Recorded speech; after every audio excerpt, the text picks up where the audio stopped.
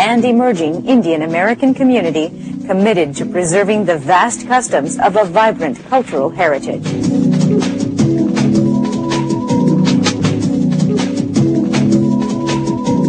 Welcome to Darshan America, folks. We come to you from Washington, D.C. My name is Ramesh Bhutani. And my name is Shilpa Alimchandani. Well, folks, the American credit card has reached its upper limit.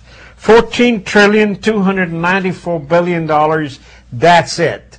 And Congress is in no mood to extend the credit line. And, of course, everybody and their brother have an opinion now. But, you know, everybody and their brother have an opinion on how to manipulate that number. For instance, I saw an article where they say, well, let's take the gold out of Fort Knox and let's pay that off. Let's start fresh. Well, that does not really help. I really think we should have consequences. Well, yes, there need to be consequences. And the negotiations, again, seem very strange, given that the Democrats control the White House and control the Senate. You would think they would be in a position of authority, but instead it's these constant threats from the Republican Party where they're literally holding the whole conversation hostage by saying, if you don't do what we want, then we are going to make sure that we keep you from raising the debt ceiling. Well, that has been happening both sides. I mean, Democrats blackmail when they are a minority. But no one is really taking care of this deficit. This deficit is going to cripple the United States of America. And the biggest one is the entitlement program, because they are just growing up, they're ballooning because, you know, let's face it, baby boomers are getting old. They're going to draw on it. No, we definitely need to take a closer look at these. There are lots of problems with Paul Ryan's plan, and a lot of that has been brought to the forefront recently, so we can't just take this idea and run with it. But the way that the politics are playing out really does disturb me. It's not just about the minority trying to gain power through blackmail, but I mean, literally these threats, and also the Obama administration not wanting to draw a line and saying, this is it. You know, everything is negotiable, and I think that's a little dangerous. Well, Vice President Biden, you know, every day they're in news, they've reached a consensus, just a little more to go, just a little more to go. It never happens. But the idea really is we have a spending problem. That's agreed upon. We don't have taxing problem at this point. Yeah, we can raise the taxes further down the road, but right now we have a spending problem. We got to have some kind of a plan to go after that. And that plan is not coming out, you know. In the meantime, have you heard of the states? What's happening to the states? States, folks, they have to balance their budget.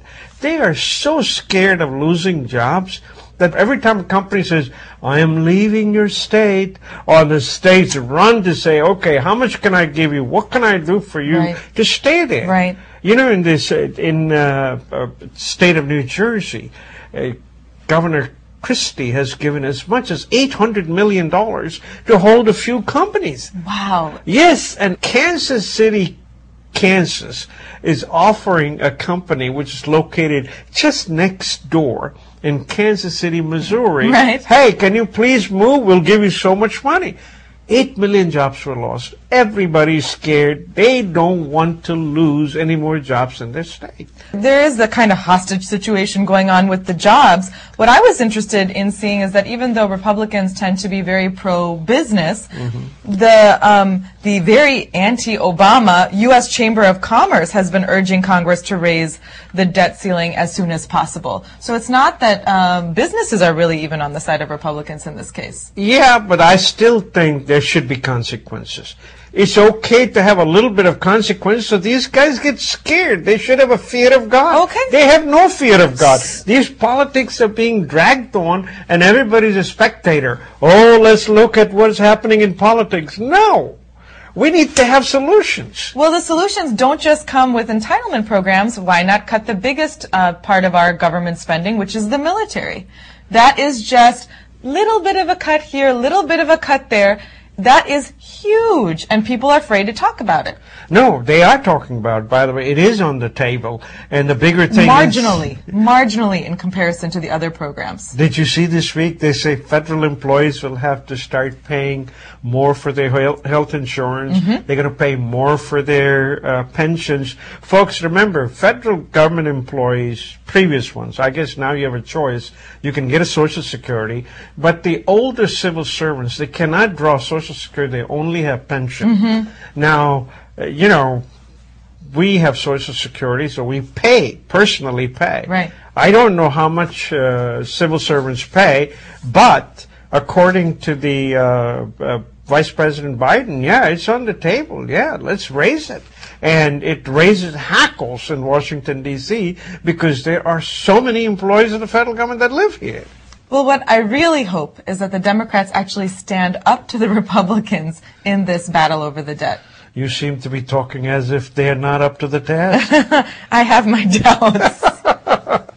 But moving on, folks, you know, in Europe, you always hear Greece is almost going bankrupt, so is Portugal, and so is Spain and Ireland and the others. Well, folks, Time has done a great job. You know, I love graphics when they tell the whole story. Here's a graphic that really tells the whole story. For instance, Greece, the debt portion of the Greek budget is 137% of their GDP. So they have to borrow money. Right.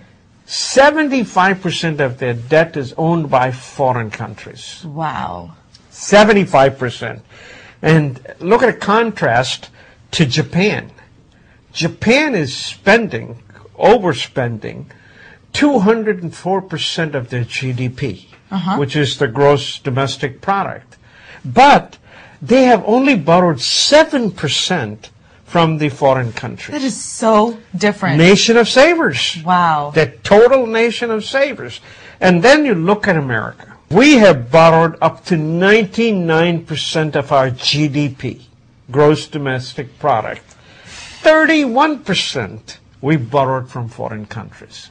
That's why the politicians are not scared. They want to reach the level of Greece before they do something. I certainly hope not. I see this. This is, for instance, everybody talked about that UK had a problem. UK only had 89% of the GDP as a debt, and only 30%, less than the United States, which is owned by the foreign countries. And I can tell you, all this red is Chinese red color. Because China is the one that has all the money in the world, because they have taken away the will and ability of all these countries to build things